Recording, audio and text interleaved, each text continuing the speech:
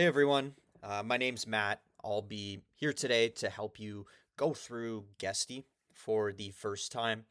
This presentation is not meant to be formal in any sense, so if you have any questions at any point in time, feel free to jump in, interject, and I'll be happy to answer any sort of specific questions that you may have about the platform. So, really, the best place to start is obviously the homepage. Um, what you'll see right in front of you is just a quick summary of your check-ins, checkouts, your turnover, and how many guests are currently staying for that specific day. You'll get a quick summary of your weekly activity. So it'll be a little bit of a visual representation of the ups and downs for the past week. And then on the right hand side here is your needs attention section. So, really, you as a specific user will have certain tasks allocated to you based on certain criterias that you will end up creating and automating. Now, there's different user types that you can create within your organization. So, all of your different employee types will get different tasks within their needs attention section. So, what are those different employee types? What can they look like? So, you can have your, overarching property manager who kind of oversees the whole operation. You have any sort of operation staff, like for example, like a cleaner or a greeter, whatever it may be. Any sort of financial staff, so like an accountant who needs to go in and look at the numbers. And every so often, maybe there's some financial tasks that will really be up to them to complete. Now, how do we actually go in and create anything? How do we add a property? How do we do that? The easiest way to do that is just go up to this plus button because we want to add something. So when we do that, we click on there, then we create a new listing.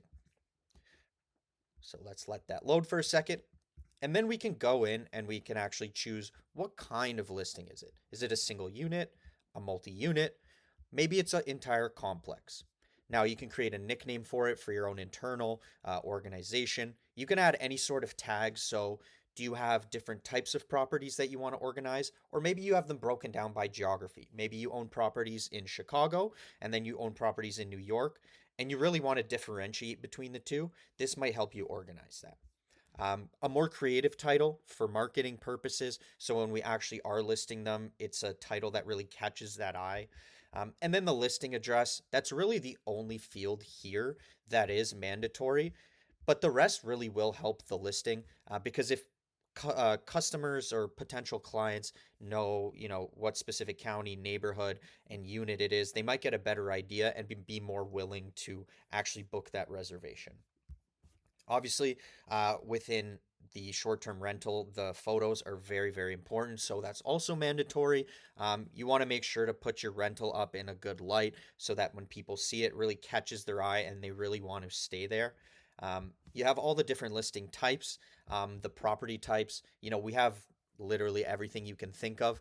We have a hut, a teepee, an igloo, and a cave if you happen to be lucky enough to own those types of properties. So, we have anything under the sun that you can list your property as. And then we have occupancy level. So you want to set a base occupancy level.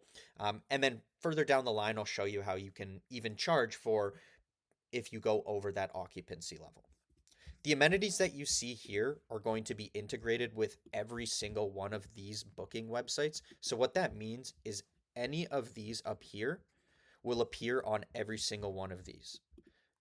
The amenities down here are only able to be listed automatically on a specific set of those booking websites. So what does that actually look like?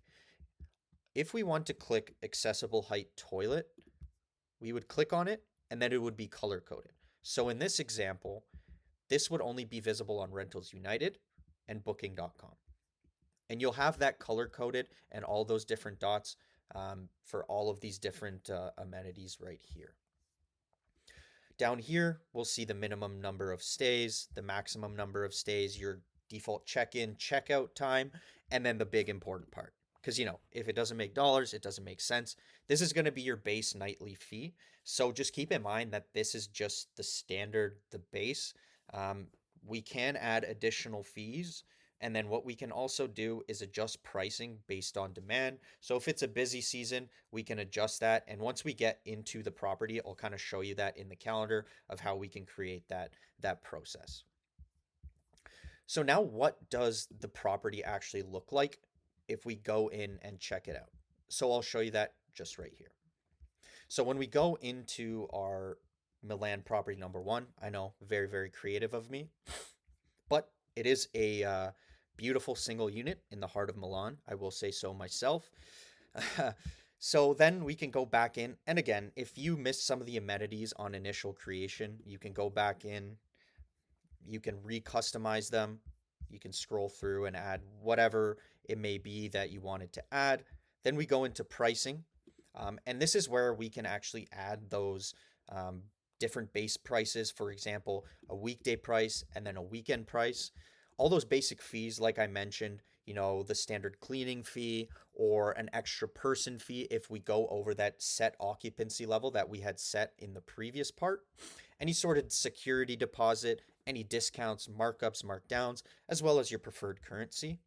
Another thing I like to touch on, because again, it really is where money is involved that it gets a little bit tricky, is the commission structure. So if you're the property manager and you're managing properties for several different owners and you have different commission agreements and all of that different stuff, those custom commission splits can actually be made custom for each different property, and then the money can flow right into the owner's pocket and right into your pocket, depending on those commission splits. So it really saves the headache of having to calculate that money post booking when it automatically does it for you.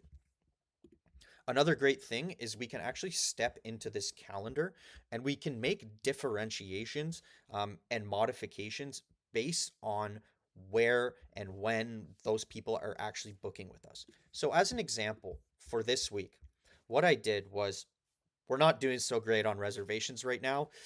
May's been a little bit of a slow month for me, unfortunately. So, I've created a 10% discount for the next week. So what that'll do is, it'll incentivize people to make that last minute booking. And then let's say from June to September, that's tourist season in Europe. So that's when things are going to be real, real busy. I want to hike the prices because demand's going to be higher. So that's what I did. I went in and actually from June 14th all the way to September 14th, I hiked the price up. Now, what does that actually look like? So I would go in right here and then I would go here, bang, bang, bang, up to September 14th. And then I could create an override on midnight rates. So before it was 100, and it'd be as simple as just go back in, bang, 200. And now from June 14th all the way to September 14th, our base price is actually going to be at that $200 level. So that's just a quick introduction into the properties part, as well as just a quick intro to Guesty and a quick intro to myself. So if you are the hiring manager, I'm going to cut it right there. I don't want to go on talking for too long, but I hope you consider me. Thank you for taking the time to watch my video.